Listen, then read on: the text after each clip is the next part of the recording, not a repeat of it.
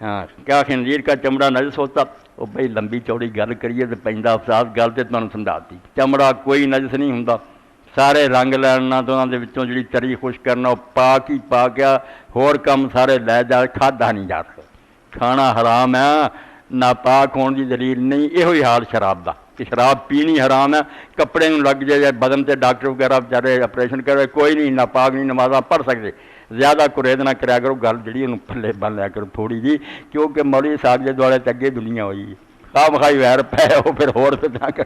حالانکہ مسئلہ بالکل واضح ہے کہ جڑیاں چیزاں اللہ دیاں وہ پاک ہی پاک گیا، سوائے انہوں نے جڑیاں چند چیزاں قید، پیشاب اور ٹٹی انسان دی جڑی نا مرد دی، یہ دو کتی پکیاں ناپاک ہے، باقی چیزاں جڑیاں نا دوسرے جانوراں دے پیشاب بھی کوئی انہوں ناپاک نہیں ثابت کر سکیا، پھر حرام ہے ضرور۔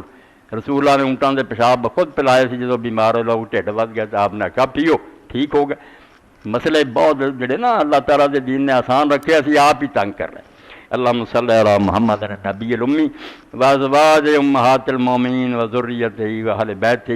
کما صلیت علی آل ابراہیم انکا حمید مجید۔ اللہم اغفر للمومنین والمومنات والمسلمین والمسلمات الاحیاء منہم والاموات، ان اللہ یامر بالعدل والاحسان وایتاء ذی القربی وینہی عن الفحشاء والمنکر والبغی یعظکم لعلکم